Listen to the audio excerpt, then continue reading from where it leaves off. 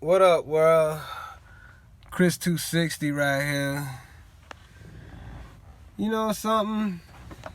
I'm a big movie guy, right? I'm a movie fan, right? Been watching a lot of movies lately, and with the climate of hip hop and what's going on in the industry, the whole street thing, the whole gangster persona, I started realizing some things, man. Like, let's look at the gangsters, right? Let's look at some gangster movies, right? I'm gonna just throw a couple out there. Let's look at A Bronx Tale, right? In the scene is a scene where Sonny is talking to the young guy C. He like tells him something to the nature of like the working man's a sucker or something like that.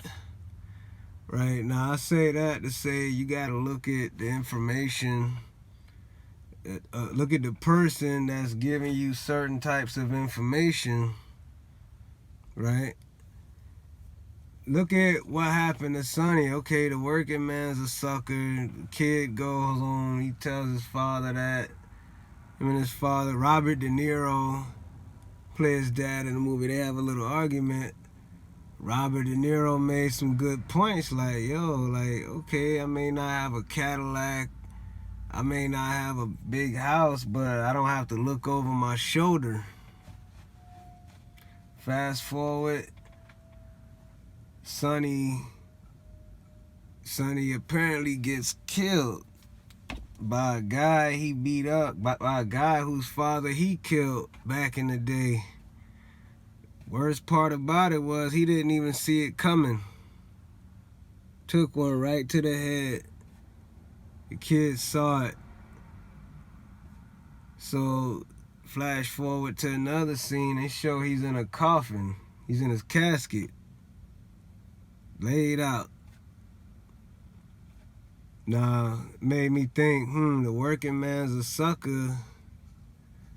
But look at how the gangster went out. Consequences and choices. Even, let's look at Goodfellas. Whole bunch of people. You dealing with the mob now.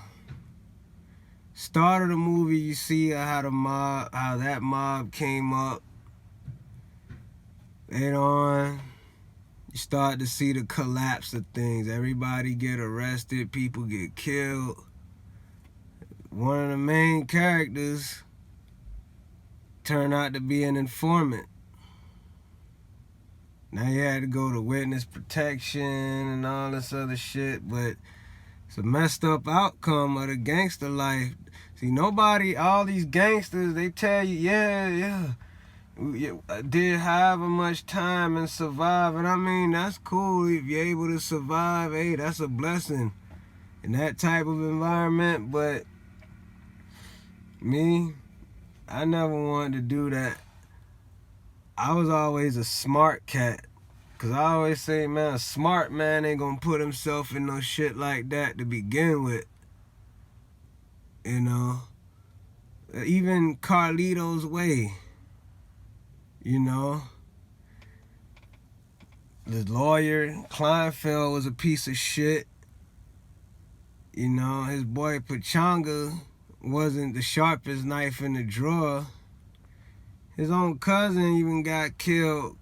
He going with his cousin to do some deal in a bar. Cousin get his throat cut. Fucked up outcome. Even more fucked up, you start missing the angles. Like, Pachanga start feeling way, even turned on him, betrayed him to Benny Blanco from the Bronx. It's like Carlito even say, once you start missing the angles, you in trouble.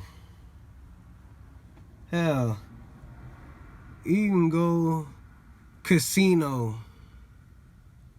Same thing as Goodfellas. The bosses get arrested, people get killed for skimming a casino.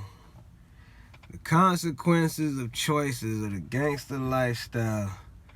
Is it really worth it?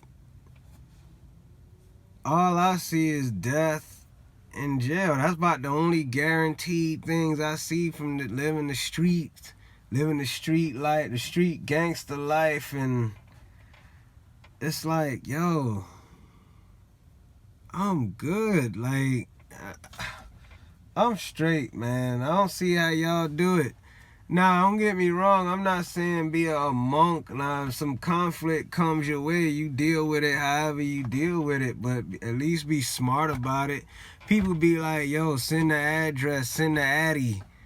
But here's the thing about sending the addy, right? The problem with y'all when y'all say send the address, right? Y'all send them your mama address. You give them the address to where you live. Where you and your mama and everybody live, right? Or whoever you stand with, you give them your address. Now you may put your girl and your kids in danger because you want to prove some shit. Now it's like, yo, if you gonna send an address, at least go to a park. What I would do, what I used to tell people, like, yo, let's go under the highways, find the back streets.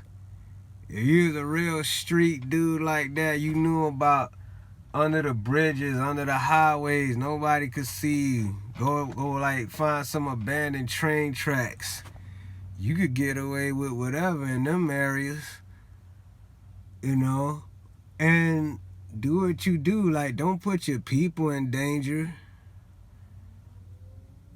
It's like, yo, I even watched The Wire the other day, right? It's like I was telling somebody, yo, all these rappers in The Wire, is like if I had to sum up all of these rappers that's dying in the game right now to one character from The Wire, they be Bodie. It's like, yo, and the reason what fucked Bodie up was he stayed in the streets too long. He started out when he was young. He was like 25, like 10 or so years in the street straight. Started with Avon, then ended up working for Marlo, and wasn't it by his choice. Slim Charles even tried to give him advice, like, yo, but he didn't want to listen. A lot of these rappers and these people, you can't tell them shit. Even if it'll save their life, man. Some people are just doomed to make fucked up choices. Everybody got choices. Decisions you make sometimes determines your outcome. See, me, I choose survival over anything. My goal when I leave from one spot to another is to come back safe. You know, safe. Stay out the way of these cops, these criminals. Just go where you gotta go. Do what you gotta do. Handle your business and come home safe. That was always my goal. If I was ever going out to any events, I'm trying to be around females. I ain't trying to mean mug and look tough and G-check niggas. I'm trying to, like, even when I was rolling with Touch Tone, we ain't never had to prove shit to nobody. We just went out, niggas vibe with us, chicks vibe with us. We was like almost on some life of the party shit. The illest DJ, rest in peace, DJ Touch Tone. Anytime we go out in the streets, we ain't had no conflicts, no problems, ever. Whether it was a strip club, whether it was a island party, whether it was a hotel, whether it was a beach party, a hood party, wherever, video shoot, wherever. We ain't never had conflicts with no people, ever. Not once, because we ain't had to prove shit to nobody. We was just ourselves. We moved how we move, man. And our goals was to just have fun, go on an adventure, and hopefully, you know what I'm saying, find a way to come up and get some numbers. Get some numbers and some pussy. That was it. Like, yo, where the bitches at? Yo, what's the word? Oh man, good times. But that was always the goal. Not look tough for niggas and get in conflict and get shot at, killed, have to fight niggas. It's like, yo, if shit ever came our way, we would do what we have to do. We ain't afraid to defend ourselves, but we ain't, like, we wasn't the type to be in everybody's face and prove how tough we is, man. We move smart.